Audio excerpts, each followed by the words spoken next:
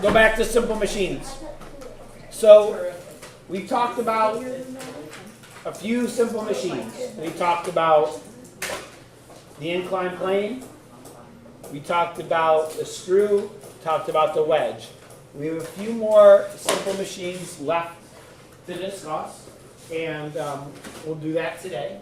So the wheel and axle is a simple machine in which you have a larger diameter wheel which you move, and it turns a smaller diameter axle. Okay, and a wheel and axle can help you to magnify the force you're applying. So a doorknob is a good example. This is like an old school doorknob. It has like a rod in the middle. It goes through your door. It moves the latch. And then you have the knob on the outside. Sometimes in our house, we have an old house and we have old knobs and stuff. Sometimes this doorknob comes off. Does that ever happen in your house? No. All right. Did you ever try and open a door like this by just turning the rod? Like if the thing comes off, you can try to turn just the rod. It's really hard. You have to exert a lot of force in order to do that. What having that knob does is the larger the diameter, it magnifies the force that you're using. Same thing in this classroom. This door handle, it's a doorknob basically. And there's a rod that goes through here. And actually, if this was an actual doorknob, it would be this big. And you would turn it like this. Obviously, it's just a handle. And so you turn the handle, multiplies your force, and allows you to use less force to move the object. Gears on your bicycle work in a similar kind of way. Okay? That if you have a large diameter gear on your bike, and that magnifies the force you're using, pair that with a smaller gear, okay, and one turn around your pedals makes your wheel move many times. There's that trade-off, always, distance for force. And so that's how these work. So we calculate the mechanical advantages in the exact same way. Okay, ideal mechanical advantage for this doorknob is what?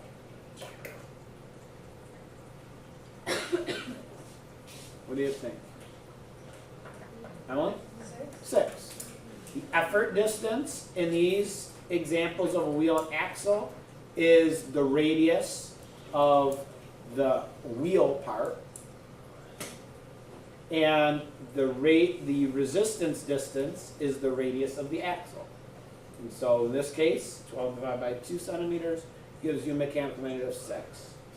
So the bigger the wheel, what? Oh, the bigger the wheel, the easier it is. The less force you have to apply. Now so some examples of this. Has anyone ever seen like a dock like this? Where you dock a boat or jet ski? Okay? You actually, if you have one, if you've ever seen one of these types, you basically, this is lower in the water, you pull your jet ski up, get out, and then you have a big wheel up here.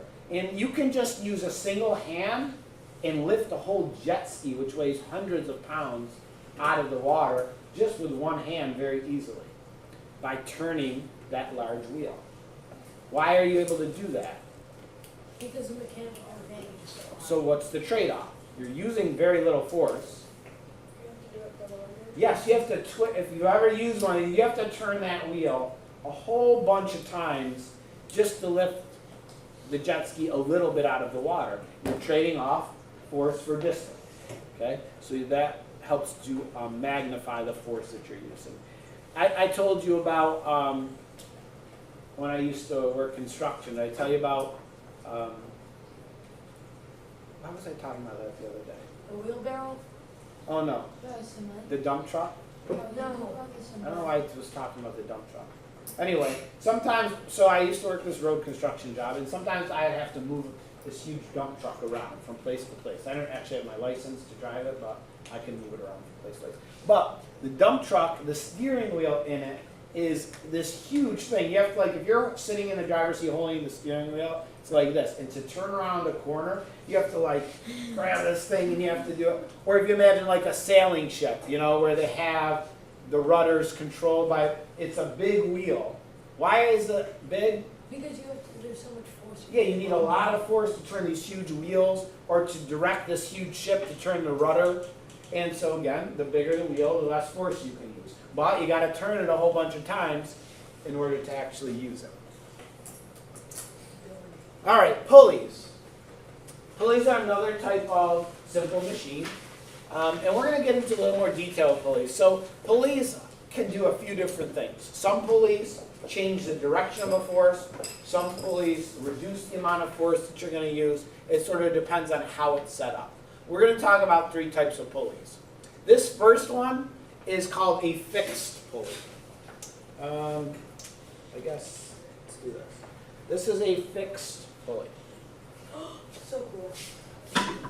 All right, and so for this fixed pulley, if I have a mass I'm lifting, all right, just loop our string here. Problem is these things fall apart all the time. All right, and so now to lift this weight, I pull on, okay, this string. Now, the forces. So the weight of one of these objects is about 2.8 newtons is the weight of this, the force to lift it up without anything. If I were to use this fixed pulley,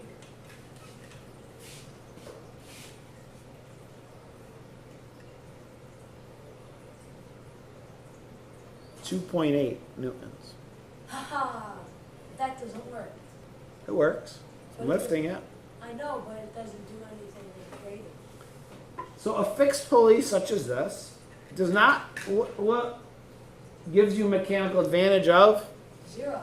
No, 1. 1. So this type of pulley actually doesn't allow you to use less force. It takes the same force. What does it do then? Oh, it's friction? Changes the direction of your pull. The distance. Yes, it changes the direction which you're, so I can either lift this up, imagine it's a really heavy object, I can just lift it up, or if I'm using a fixed pulley like this, I can pull down on the rope and lift it up. By pulling down, Yeah, gravity. okay, I can use my body weight to pull it down, and so that can help me to lift the object a little bit easier. But it still takes the same force. So this type of fixed pulley gives you a mechanical advantage of 1. So it doesn't actually help you very much in terms of the force. But at the same time, the distance I pull down on this string is the same as the distance the object moves up. So in this case, the actual mechanical advantage, if you were to calculate it out, would be 1. Now, ideal mechanical advantage for a pulley, what you need to do is really simple.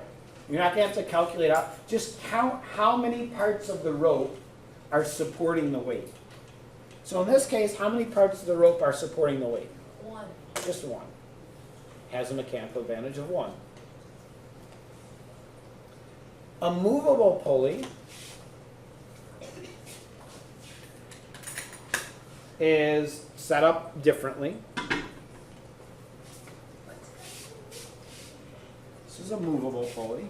In this case, what you have is the pulley is on the bottom.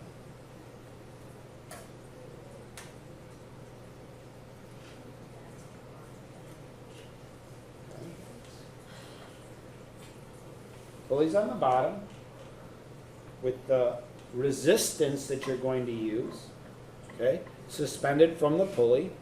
And now, when we're lifting this mass, we pull on this part of the rope, okay, and we can lift it in this direction. So now, so let's think about the ideal mechanical advantage. Raise your hand if you can tell me, what do you think it is in this movable pulley? Ideal mechanical advantage. Jeremy?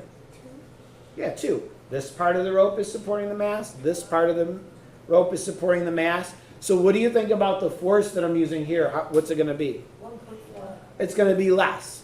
It's actually about 1.6 newtons of force.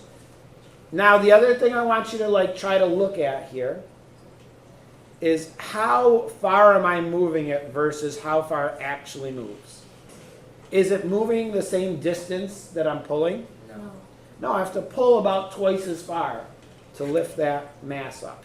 So it's allowing me to use less weight or less force, but the trade-off always, I need to do it for a greater distance. So that's a movable pulley. Okay, so in this case, which you see in the diagram, this is an example of a movable pulley. And it's again 100 Newton resistance, but using this pulley, we're able to lift it with 50 newtons of force, half the force. So that's a movable pulley. So it's half the force because you have 2 strings. Yeah, there's 2 strings, so ideal mechanical advantage would be 2, because there's 2 parts of the rope that are supporting the resistance. And then I calculate the actual mechanical advantage by actually measuring the forces. And then we get to our third type of pulley. And that is a combination pulley. This is probably, if you imagine pulleys, this is probably what you think of when you're thinking of a pulley system. Okay. So here's what I need for my combination pulley. And it's called a combination pulley because it's a combination of the 2 other types of pulleys that we just talked about. A fixed pulley here, combined with a movable pulley here. And so the string or the rope or the chain, okay, has to attach, and there's different types of pulley systems, and some have, 3 parts of the rope supporting the mast, some have 4 or 5 or 6, it depends on how you set it up. These pulleys that I'm using have 2 wheels on each one, but I have some over here, you can see, this has 4 pulleys, okay? So you have a string looping around here several times. And so you have to look closely at these when you're trying to figure out the ideal mechanical advantage, because you have to see how many parts of the rope are supporting it. So let me just set it up this way first.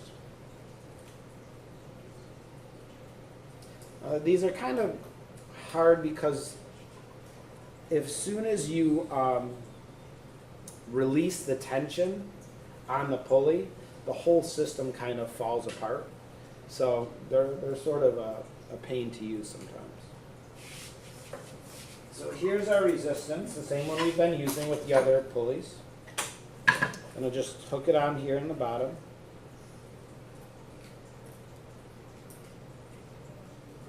All right. Move this one around.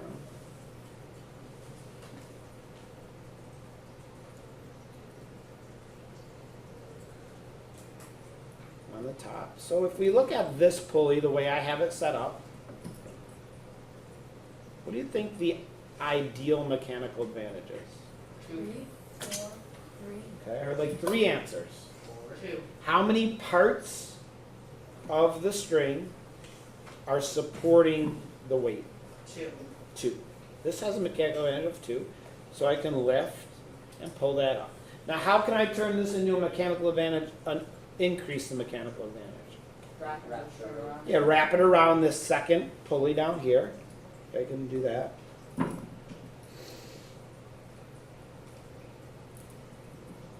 Okay. Now I have added another string here. Okay. Now what would the mechanical advantage be? 3. Now it's 3. I can loop it around another time. And then what am I making it? 4. And so as I add strings to this pulley system, I'm increasing its mechanical advantage. So what is that going to mean when I actually use it? You have to use less force. I use less force. What is the trade-off? You have to pull it a little out. Exactly. I'm gonna have to pull this string a pretty far distance to lift this resistance up even a small amount. All right. Now, can you think of examples of where this would be used?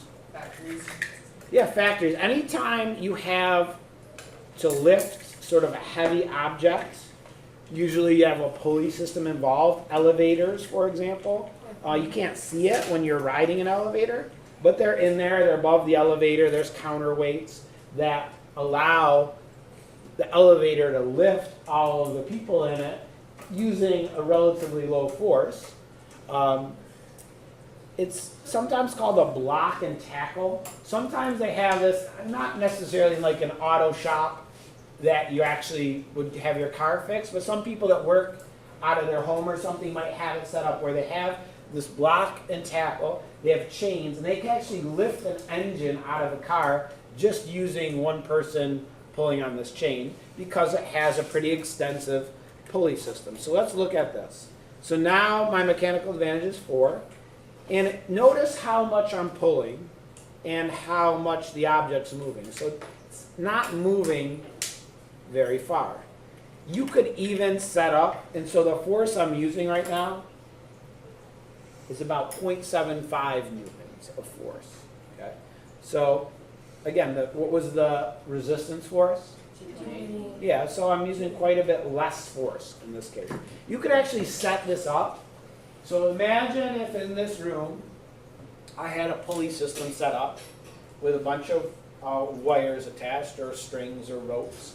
You could actually set up a pulley, like hook it to your belt buckle, and pull yourself up to the ceiling. Okay? They actually used to have elevators that worked in this way, in that you would have to actually have somebody physically, before we had engines and so forth, you would have to actually physically pull somebody up the elevator to get them to the top. So, pulley systems are lots of times used in lifting of objects. All right. So,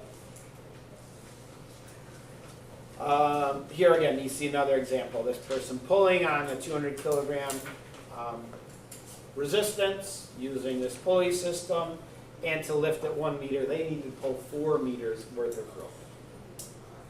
All right, our final simple machine to talk about is a lever.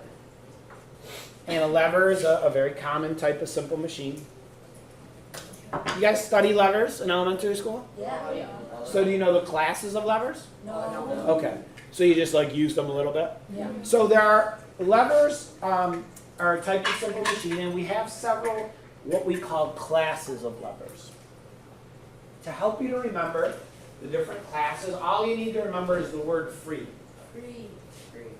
You can ignore the last E. Okay? But the word free will tell you how to identify the class of the lever. If it's the fulcrum in the middle, the first letter in the word free, it's a first class lever. If it is the resistance in the middle, it's a second class lever. If it's the effort in the middle, it's a third class lever. And basically what a lever is, it's a rigid object, a pole, a board, could be lots of other things, that pivots around what we call a fulcrum. The point it pivots from is called the fulcrum. And often a lever can be used to multiply the force that you're exerting on an object.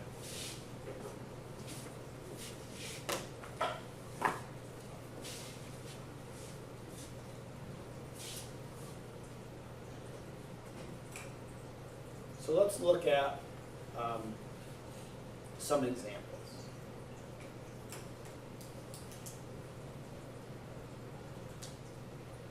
Oh, sorry.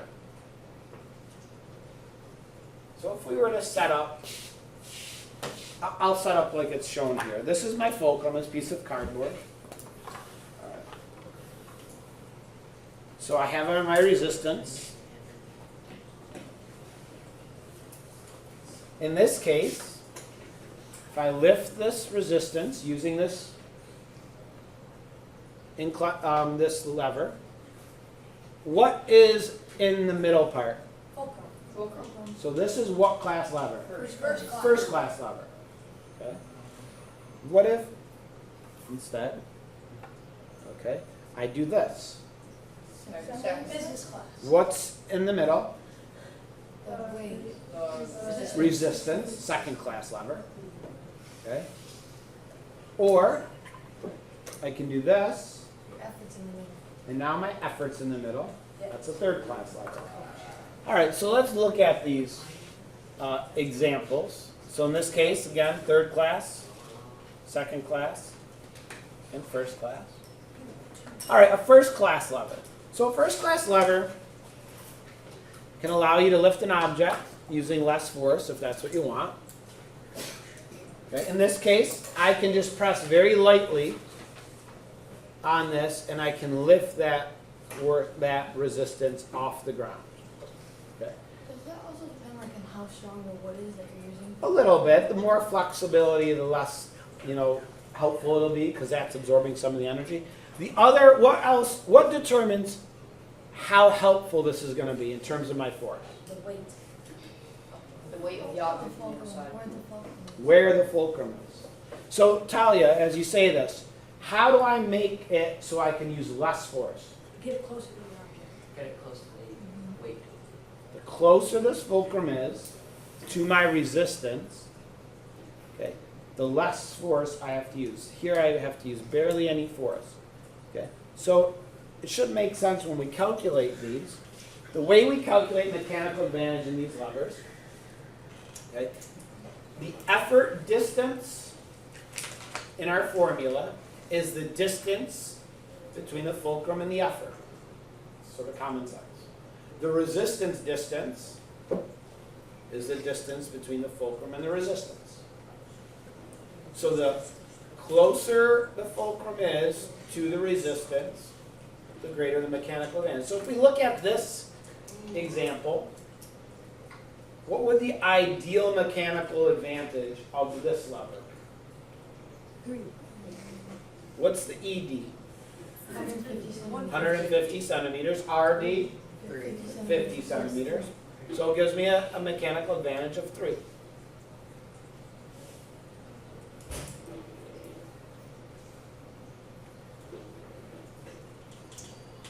If I were to calculate the actual mechanical advantage, I need to use forces.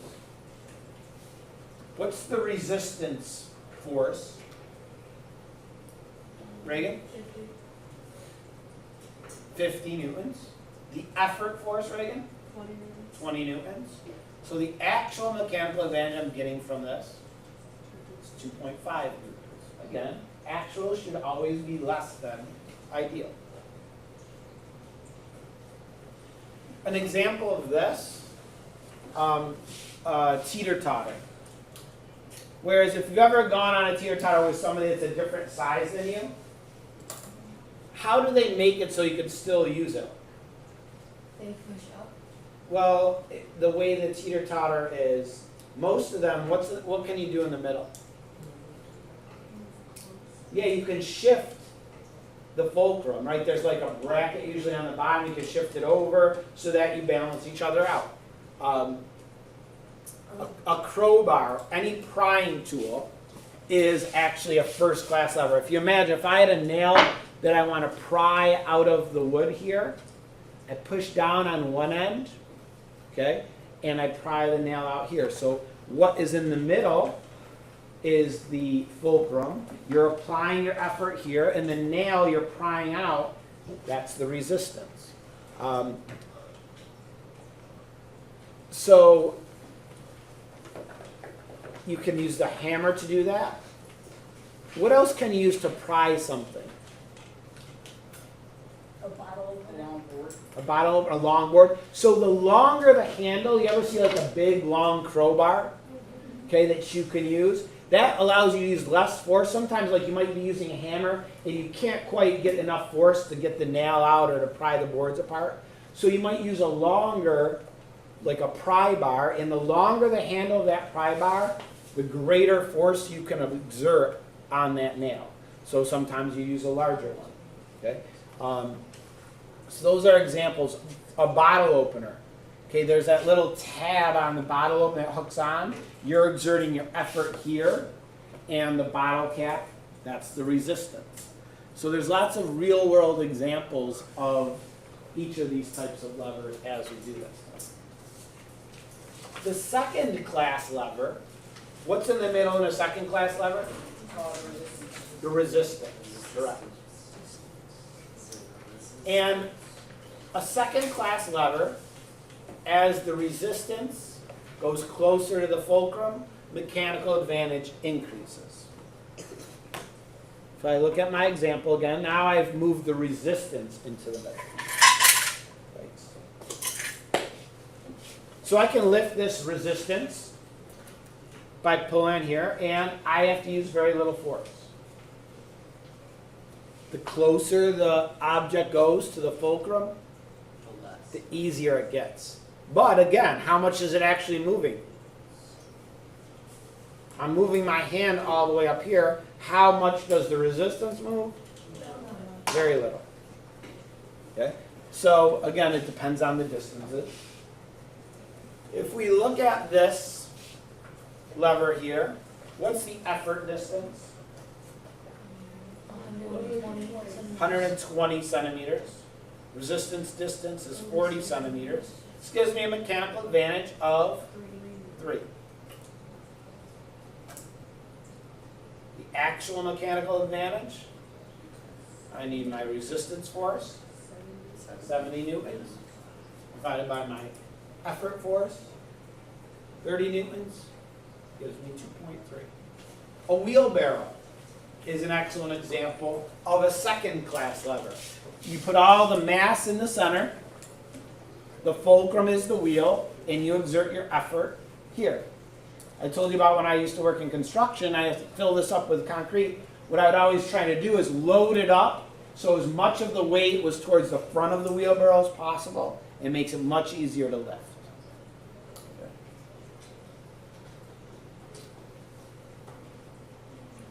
You ever use this nutcracker? Yeah. You know, like around Thanksgiving, maybe your parents buy those nuts and no one even likes them, but you just like to crack them.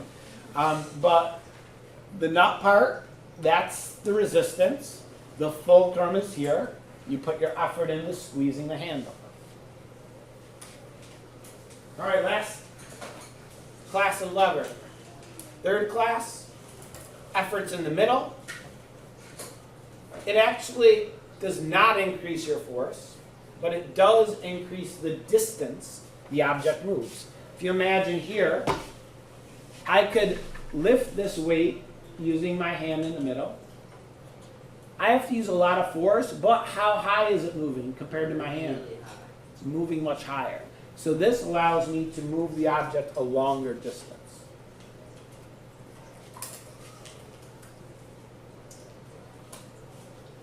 All right. So when you lift a coffee cup, your elbow joint works based on this. Third class lever. All right, so what you see up on the board, we have homework for tomorrow. Just this worksheet on machines. We have a quiz, as it says, coming up on Wednesday, just on these simple machines. From there, this week, we're going to be moving on. Review quiz Thursday. We will be starting on ecology, and that'll take us throughout the rest of the semester. So as of today, 12 school days left. Exam the last 2. All right, see you guys tomorrow. I thought it was 13. 12 by my count.